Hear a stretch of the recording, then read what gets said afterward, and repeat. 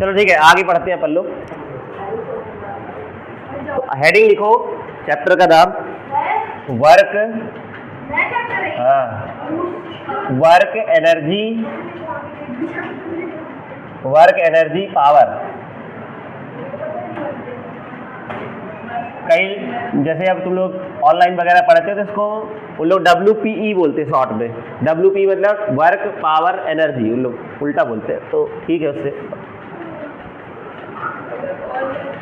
ऐसे ही तुम लोग को जो वो पढ़ाया जाता है उसको न्यूटन लॉ ऑफ मोशन, उसको NLM करके पढ़ाते हैं उन लोग। NLM Newton law of motion बोलते हैं उसे, ये वर्ड यूज करते हैं उन लोग, तो उससे मतलब नहीं है, ठीक है, ध्यान देना।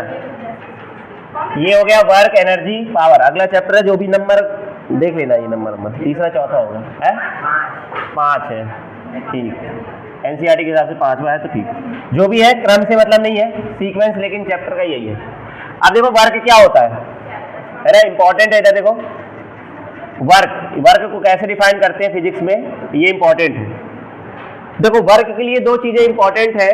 पहली बात, किसी बॉडी पे फोर्स लगना चाहिए।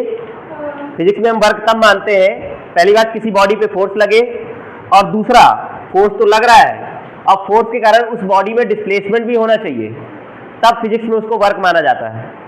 अगर जैसे मान लो हम इस दीवार को धक्का मार रहे हैं और दीवार नहीं चल रही है, तुम दिन भर लगे रहो, पसीना पसीना हो जाओ, लेकिन अगर डिस्प्लेसमेंट नहीं हुआ है तो हम बोलेंगे तुम्हारा वर्क डन 0 है। समझ में आया कि नहीं आया?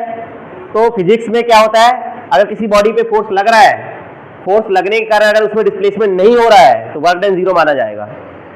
एक और चीज है, बात आगे बात चलेगी, एंगल पे भी डिपेंड करता है वर्क डन, ठीक है। कैसे डिपेंड करता है वो आगे बताता हूं अभी मैं। तो अपने लिए वर्क को कैसे लिखा जाता है यहां पर देखो, तो ये इंपॉर्टेंट बात है, पहले ये लिख लेते हैं अपन। देखो फिजिक्स में वर्क, देखो work is said to be done, said to be done by force, done by force, है ना, done by force if it produce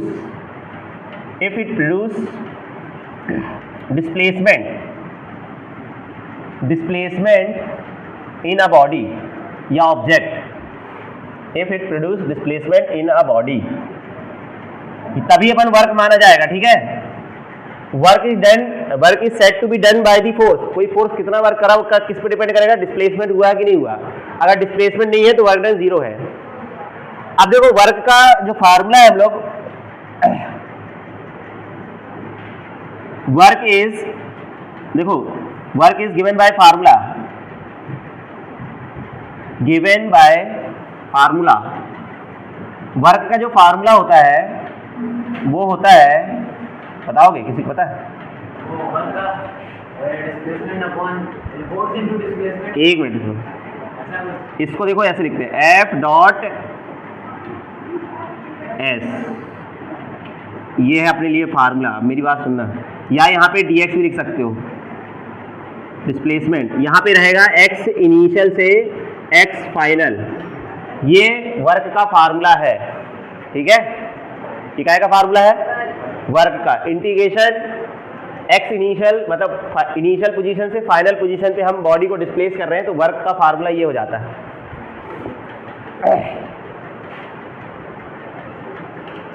ये डॉट प्रोडक्ट है, F डॉट, ये थोड़ा सा बहुत डॉट प्रोडक्ट मैंने सिखाया था, F डॉट, यस,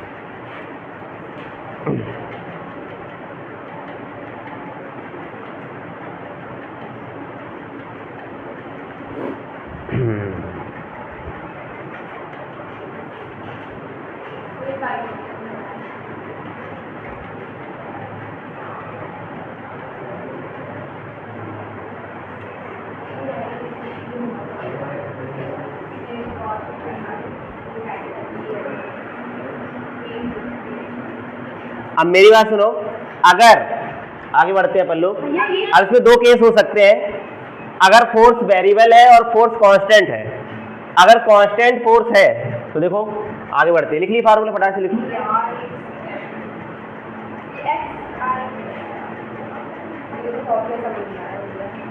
अभी बताता हूं, समझ में आएगा। देखो अगर अब इसमें दो तरह के फोर्स होगा, फोर्स वेरिएबल भी हो सकता है और कांस्टेंट भी हो सकता है। वेरिएबल फोर्स किसे बोलते हैं और कांस्टेंट फोर्स क्या होता है? जैसे फोर्स की वैल्यू है 5 न्यूटन, तो ये कौन सा फोर्स है? ये है कांस्टेंट फोर्स। लेकिन अगर लिख दिया फोर्स बराबर 5x², इसका मतलब ये वेरिएबल फोर्स हो गया। x की वैल्यू चेंज करने पे फोर्स भी क्या होगा? चेंज होगा। कांस्टेंट और वेरिएबल थोड़ा बहुत समझते हो ना, नंबर कांस्टेंट होते हैं और यहाँ वेरिएबल है तो वेरिएबल फोर्स है। तो कैसे करेंगे वो अपन समझते हैं अभी। तो पहली बात करते हैं work done by constant force, जो अपन 9th 9th में अभी पढ़ते आ रहे हो तुम लोग, अपन वहाँ पे कांस्टेंट फोर्स की बात करते रहे। अब थोड़ा सा अपन बड़ी क्लास में आ गए तो अपन को वेरिएबल फोर्स भी मिलेगा। कैसे मिलेगा अभी समझते हैं। पहले देखो, पहला केस है, हेडिंग लिखेंगे अपन, पहला वर्क, हेडिंग लिखेंगे work done by constant force, constant force, ठीक है, ये वाला। तो हमारे लिए फार्मूला हो जाएगा जो इंटीग्रेशन अभी अपन ने सीखा, एफ डी एक्स, ये था एक्स इनिशियल से एक्स फाइनल। अगर एफ कांस्टेंट है, अगर एफ कांस्टेंट है तो चाहे वो इंटीग्रेशन हो चाहे डिफरेंशिएशन, वो चीज बाहर आ जाती है। तो एफ बाहर आ जाएगा तो अंदर क्या बचेगा? dx। अब मेरे बताओ dx का इंटीग्रेशन क्या होगा? थोड़ा सा याद करना पड़ेगा। dx का इंटीग्रेशन x होता है ना, मतलब 1 का इंटीग्रेशन एक्चुअली में यहाँ 1 है, 1 का इंटीग्रेशन x होता है, क्योंकि x का डिफरेंशिएशन 1 होता है तो 1 का इंटीग्रेशन x हो जाएगा। ठीक है, अभी s है तो s लिखेंगे, dx है तो x हो जाएगा। तो यहाँ पे आ जाएगा क्या, देखना। अच्छा, यहाँ पे एक चीज था, यहाँ पे डॉट प्रोडक्ट लगा हुआ था, तो डॉट लगा देंगे अपन लोग, अभी भी लगा देते हैं डॉट। डॉट अंदर लगा दो या बाहर ही लगा दो, डॉट है ये। अच्छा, dx का इंटीग्रेशन x हो गया है तो यहाँ रहेगा x, लिमिट लगाएंगे, इंटीग्रेशन होने का लिमिट लग जाती है, अपर यहाँ पे करते हैं upper limit minus lower limit. हाँ, इधर देखो क्या आएगा, ये वेक्टर है सब।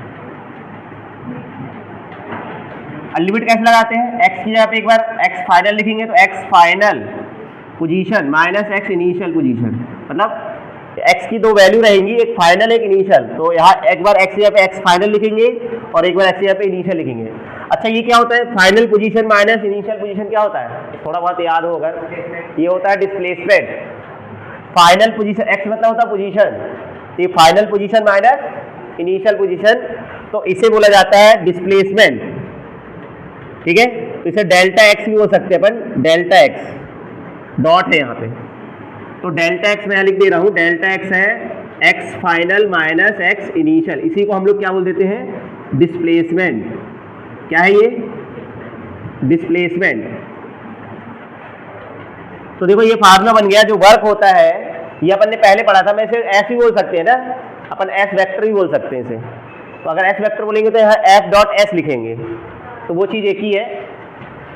तो देखो वर्क जो होता है ना, वर्क फोर्स और डिस्प्लेसमेंट के डॉट प्रोडक्ट बराबर होते हैं। ये मैंने क्वेश्चन भी कराए हैं तुम लोग को डॉट प्रोडक्ट में, एक फोर्स वेक्टर देता रहा और डिस्प्लेसमेंट वेक्टर देता रहा, बोलता रहा वर्क बताओ, तो अपन डॉट प्रोडक्ट करते रहे। सेम क्वेश्चन कराया जा चुका है, बस फिर भी लेकिन मैं एक दो क्वेश्चन अभी यहाँ भी कराऊंगा।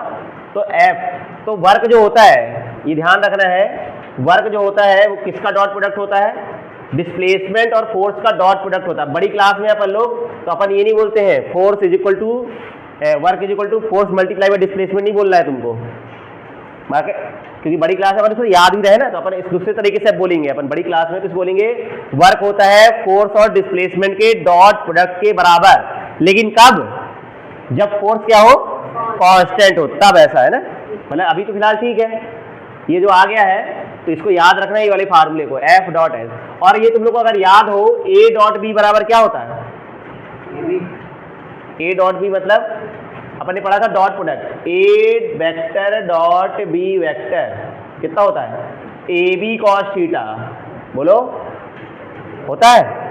और ए क्रॉस बी भी पढ़ा होगा, ए बी साइन थीटा, ये याद रखना, ये डॉट प्रोडक्ट है ये। तो बताओ एफ डॉट डेल्टा एक्स को मैं क्या लिख सकता हूँ? बोलो।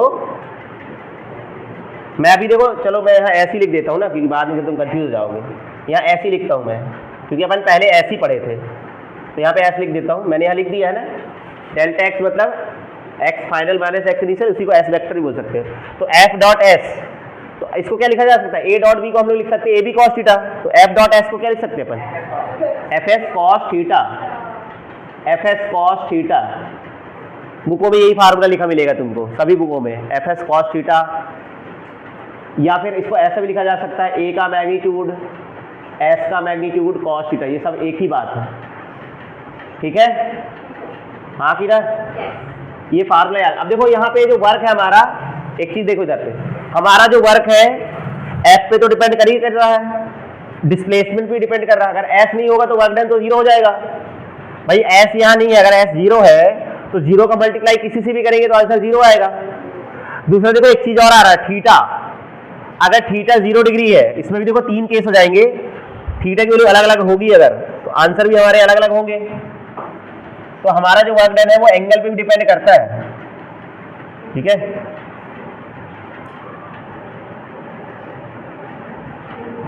चलो ठीक है, इसको देखो, अगर थीटा की वैल्यू का थोड़ा बहुत याद हो, अगर थीटा की वैल्यू कितना हो 0 डिग्री, बताओ cos 0 कितना होता है 1, cos 0 1 होता है, तो हमारा वर्क कितना हो जाएगा एफ एस, मतलब पॉजिटिव हो जाएगा, कुछ नहीं है मतलब पॉजिटिव आंसर है।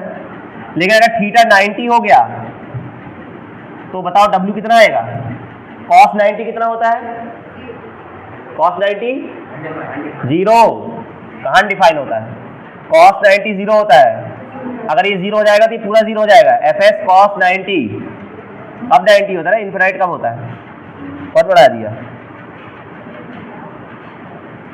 cos 90 कितना होता रे 0, तो वर्क डन 0 होगा। तीसरा केस, अगर थीटा की वैल्यू 180 है, cos 180 कितना होता है, नहीं है यार, cos 180 होता है -1, तो ये माइनस एफ एस हो जाएगा। तो देखो यहाँ से वर्क हमारे 3 प्रकार के हो सकते हैं, वर्क हो सकता है पॉजिटिव, जीरो और नेगेटिव भी हो सकता है, क्योंकि वर्क कैसी क्वांटिटी है एक्चुअली में, ये डॉट प्रोडक्ट ऑलरेडी है, डॉट प्रोडक्ट होता है स्केलर, तो इसलिए ये पॉजिटिव भी हो सकता है, नेगेटिव भी हो सकता है, ठीक है। ये बहुत इंपॉर्टेंट चीजें हैं, सबको याद रखना है, नोट करो इसको फटाक से।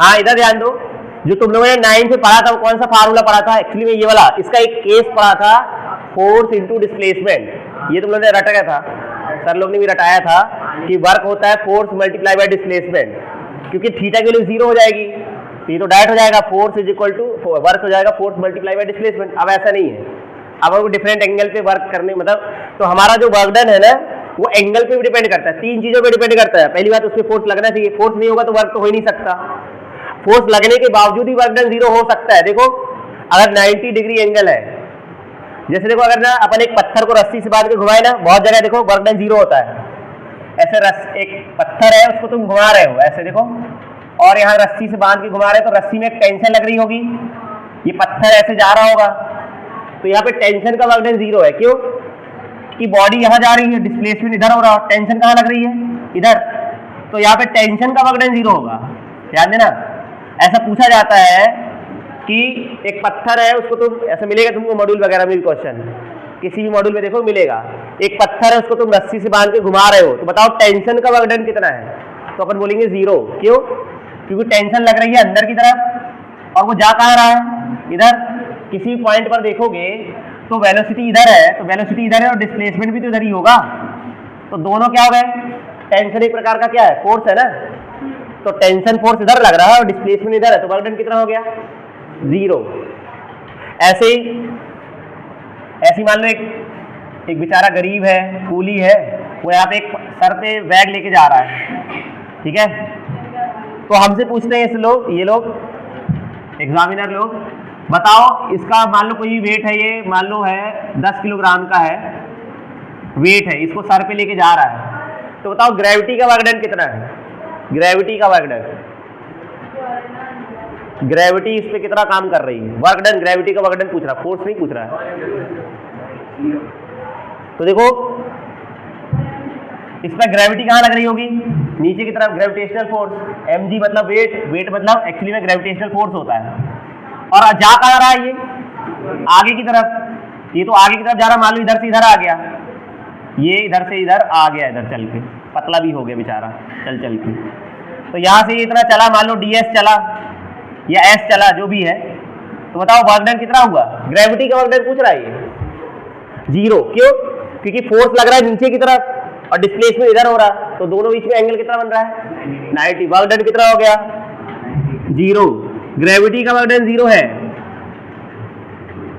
उसको पैसा काहे के देते हैं तो अपन वर्क डन तो उसका 0 है ना, उसका पैसा काहे के लिए देते हो तुम? तुम ऐसे उठवा लिया करो उससे बेचारे स्कूली से काम करवा लिया करो। बोले तेरा वर्क डन तो 0 है, बोले मैं होशियार फिजिक्स पढ़ा हुआ। तो देखो उसमें ग्रेविटी का वर्क डन 0, उसका वर्क डन 0 थोड़ा ना है, वो तो मेहनत कर रहा है ना, तो वो कर रहा है वर्क, एक्चुअली वो फ्रिक्शन के अगेंस्ट वर्क कर रहा है। फ्रिक्शन इधर लग रहा है और वो आगे की तरफ जा रहा है, तो फ्रिक्शन के अगेंस्ट वो वर्क कर रहा है, उसका पैसा हम दे रहे हैं उसको। यानी बेचारे गरीब को तुम एक पड़ाका मारो, बोले जा भाई वर्क डन 0 है तेरा, मैं फिजिक्स पढ़ा हुआ हूँ, तो तेरा वर्क डन 0 है तो रुपए भी 0। समझा रहा मैं क्या समझा रहा हूँ? ग्रेविटी का वर्क डन 0 है, उसका वर्क डन 0 नहीं है, ग्रेविटी का वर्क डन 0 है। ठीक है, ये ध्यान रखना, ये ऐसे केसेस मिलते हैं और ये तुमसे पूछे जाते हैं ऐसे आंसर, तो बच्चे लोग उठपटांग आंसर बताने लगते हैं। तो वर्क डन किसका? ग्रेविटी का 0 है, यहाँ पे टेंशन का वर्क डन 0 है। ठीक है, अलग अलग चीजें हैं। हाँ, तो ये नोट कर लो, ये डायग्राम बना के लिख लो, ये नहीं तो एग्जाम से क्वेश्चन आते हैं सामने पता नहीं चलता है। तो इस केस में टेंशन का वर्क डन 0 है, यहाँ ग्रेविटी का। हाँ, ये सब बना लो ना, सब नोट्स में है सब। अरे वेट रखा है, कुछ भी वजन रख दिया उसके ऊपर, बोझा लेके जा रहा बेचारा है। हाँ, सूट केस जो भी रखना हो रख दे, है नहीं समझा है? क्या समझ नहीं आया? इसका वेट है, देखो ग्रेविटी का वर्क डन पूछ रहा है ये, ग्रेविटी W फॉर वर्क और G फॉर ग्रेविटी। ग्रेविटी कहाँ लग रही है? नीचे, और जा कहाँ रहा है ये? एंगल कितना बन रहा है 90 डिग्री ना भाई, वेट यहाँ लग रहा है और जा इधर रहा है, तो W ग्रेविटेशनल फोर्स नीचे की तरफ लग रहा है और जा ये इस तरफ रहा है, तो एंगल कितना हो गया 90। जब भी 90 एंगल आएगा तो वर्क डन 0 होता है। इसमें टेंशन यहाँ लग रही है और जा इधर रहा है, तब भी 90 है, नहीं समझे? ऐसे, इसलिए 0 है। कुछ और होता तो फिर लेते, कुछ और होता एंगल तो फिर 0 नहीं होता वर्क, है ना, रख के निकालना पड़ता।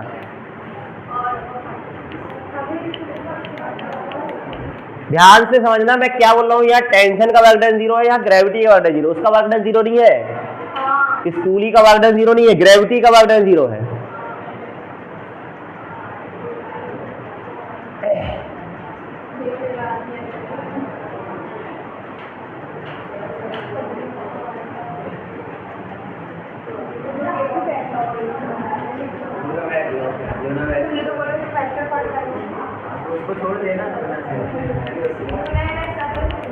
बात कर ले पहले फिर लिख ले।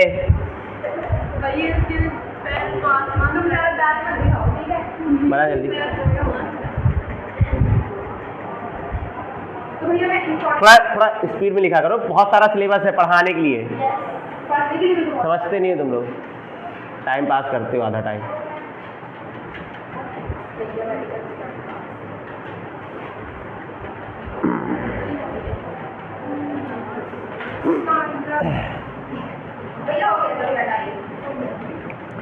अब देखो क्वेश्चन कैसे बनते हैं, इसमें अपन जान गए या अपन से ये बन जाएगा। अब क्वेश्चन देखो, सिंपल क्वेश्चन कैसे बनेंगे, एक नॉर्मल जो अपन करते रहे 9th 10th में, कि एक बॉडी है, जैसे बोले कि इस पर अपन ने एक फोर्स लगाया है 10 न्यूटन का, ठीक है, और ये डिस्प्लेस हो गई, मान लो इधर चली गई, मान लो ये 5 मीटर खिसक गई।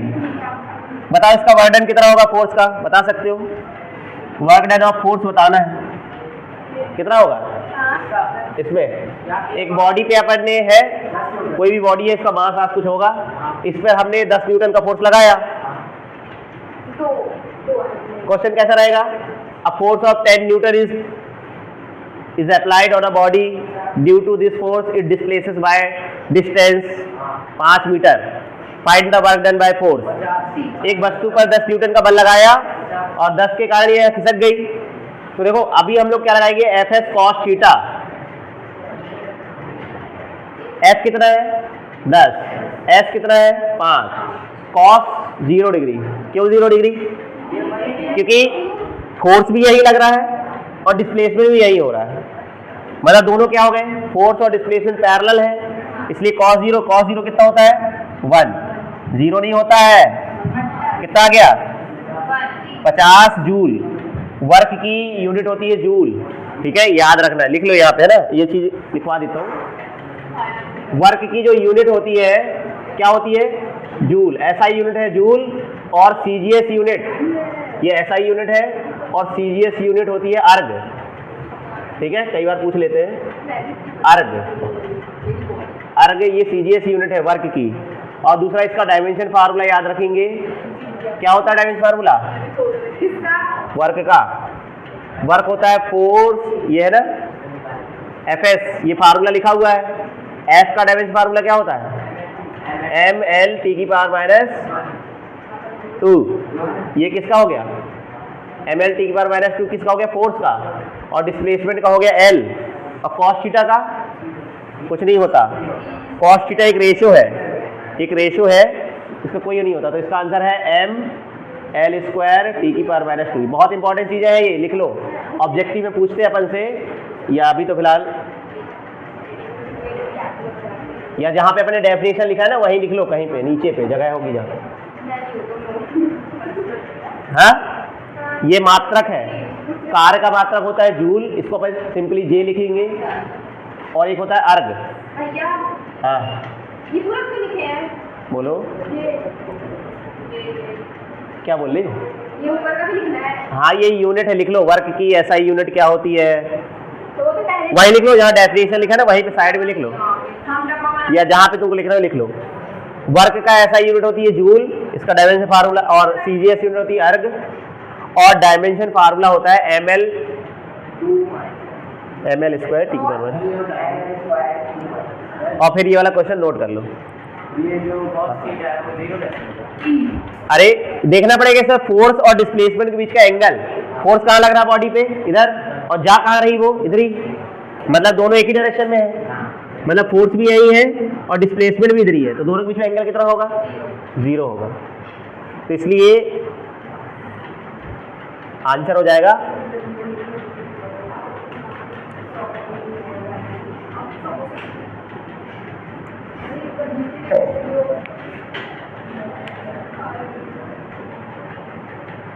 लिख लिए दोनों फार्मूले फटाक से।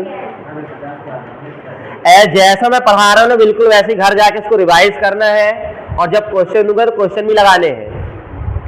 क्लास में आके सिर्फ बैठना नहीं है कि बैठ के आके सुन के कहानी चले गए, तभी फायदा होगा, नहीं तो नुकसान ही नुकसान है, क्योंकि टाइम बीतता जाएगा, चीजें नहीं बनेगी। अब देखो आगे पुरानी चीजें भी रिवाइज है। अब देखो जैसे अगर किसी बॉडी पे एक ब्लॉक है, इस पे लग रहा है 2 kg का ब्लॉक है, और इस पे एक फोर्स लग रहा है ऐसे टेढ़ा, ये 10 न्यूटन का फोर्स लग रहा है, और ये एंगल है 60 डिग्री, 60 डिग्री सॉरी। अब मेरे को बताओ इस वर्क कितना होगा फोर्स का, वो तो तुमको बताना है। अच्छा हाँ ये तो बताना पड़ेगा ना। हाँ ये इस फोर्स के कारण बॉडी यहाँ खिसक के आ गई है, मान लो यहाँ कहीं खिसक गई है, यहाँ आ गई, ये इधर खिसक के आ गई है, यही बॉडी है खिसक के आ गई है। इसका डिस्प्लेसमेंट मान लो कितना दे दूँ बताओ, तुम जो बोलो वो लिख दूँ, 2 मीटर, चलो ठीक है 2 मीटर। अब बताओ फोर्स का वर्क डन कितना है,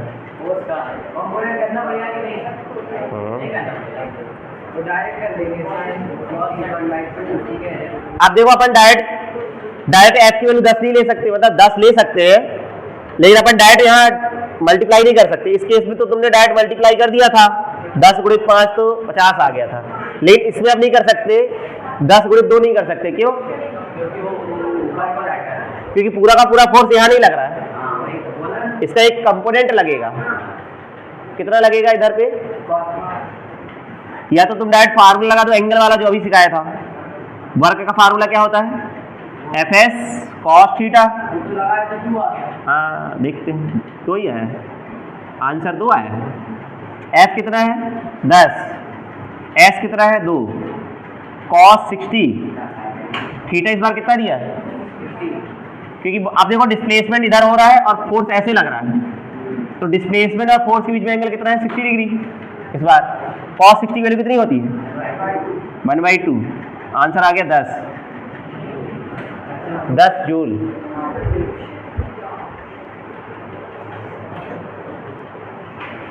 बात समझ आएगी नहीं आएगी? एक्चुअली में देखो, अब एक जो तरीका, एक्चुअल तरीका ये होता है कि अपन इसके दो कंपोनेंट करें, एक कंपोनेंट इधर आएगा और एक कंपोनेंट इधर आएगा। आएगा कि नहीं आएगा? कि पहले कंपोनेंट करना सिखाया था। 10 का एक कंपोनेंट इधर आएगा, 10 cos 60, याद है? 10 cos 60 और ये वाला आएगा 10 sin 60। तो 10 cos 60 कितना हो गया? 5। मतलब इसको आगे कौन ले जा रहा है? ये 5 न्यूटन का फोर्स लेके जा रहा है आगे की तरफ, ऊपर वाला नहीं लेके जा रहा है। ये 10 × √3/2 जो आएगा ना, 5√3, ये इसको क्या कर रहा है? एक्चुअली में ये नॉर्मल को घटा रहा होगा, लेकिन उसका मतलब नहीं है। और इसका वर्डन कितना होगा? क्योंकि ये ऊपर की तरफ लग रहा है और ये बॉडी इधर जा रही है, तो ये 5√3 जो फोर्स है उसका वर्डन 0 होगा, क्योंकि ये दोनों परपेंडिकुलर है। लेकिन 5 न्यूटन का फोर्स इधर लग रहा है, ये वाला, इसका वर्डन तो होगा ना, क्योंकि ये डिस्प्लेसमेंट के पैरेलल है। तो इसलिए इसका आंसर 5 दूनी 10। अपन वाला जो कंपोनेंट लेते हैं जो डिस्प्लेसमेंट की डायरेक्शन में होता है, परपेंडिकुलर वाला कंपोनेंट का वर्डन 0 होगा। बोलो हाँ कि ना? वर्टिकल जो कंपोनेंट है उसका वर्डन 0 है। क्यों 0 है? क्योंकि ये ऊपर की तरफ लग रहा है और बॉडी कहाँ जा रही है? इधर। तो एंगल कितना हो गया? इसका वर्डन कितना? इस वाले फोर्स का 5√2 का, ये इधर लग रहा है और ये बॉडी इधर जा रही, तो cos 90 की वजह से आंसर 0 है। वर्टिकल कंपोनेंट का वर्डन 0 है, लेकिन हॉरिजॉन्टल का तो है ना। हॉरिजॉन्टल का कितना है? हॉरिजॉन्टल फोर्स ये लग रहा है और ये 10 है। 5 2 जा 10 है, वही तो है। एक्चुअली में fs cos थीटा क्या है? यही तो f है ना, ये f है और ये थीटा है, तो cos theta, f cos theta. ये कौन सा कंपोनेंट है? ये हॉरिजॉन्टल कंपोनेंट है ये। अच्छा, जैसे 5 मीटर का फोर्स आ रहा है टोटल, उसमें ये फॉर्मूला नहीं लग रहा है, पर डायरेक्ट लगा दिया एक्चुअली में। एक्चुअली में जो fs cos थीटा क्या है? ये यही तो 5 है। fs cos थीटा कौन सा है? हॉरिजॉन्टल कंपोनेंट है, यही 5 है। इसकी वैल्यू 5 है ओवरऑल। और फोर्स कितना था? वो सॉरी f लेके, सॉरी s बोल रहा, ये इसको इसके साथ ले लो, fs cos थीटा। नहीं समझे? एक बार ही 5 वाला कर दो। अरे देखो, मैं अगर कंपोनेंट से करोगे तो मैं बता रहा हूँ, ये तो फार्मूला तुमने लगा दिया डायरेक्ट, वो तो आ ही गया तुम्हारा। एक्चुअली में ये कौन सा कंपोनेंट? देखो, अगर ये फोर्स होता है, ये f है और ये थीटा है, तो ये क्या आएगा? fs cos थीटा आएगा कि नहीं आएगा? तो फोर्स इतना लग रहा है इस डायरेक्शन में और डिस्प्लेसमेंट कितना है? s। तो फार्मूला क्या हो गया वर्क का? fs cos theta. तो तुमने एक्चुअली में वही किया है, ये वही चीज है। वर्क डन किसका निकाल रहे हैं अपन? हॉरिजॉन्टल कंपोनेंट का। वर्टिकल का तो 0 है, तो टोटल कितना हो गया? 10 ही तो कहलाएगा। उसका 0, इसका 10, तो टोटल 10। तो ऐसा है, ठीक है? इसको नोट कर लो, आगे बढ़ो, कल की बढ़ेंगे। बस कल चलिए, आप कल मिलेंगे। इतना समझ आया कि नहीं आया?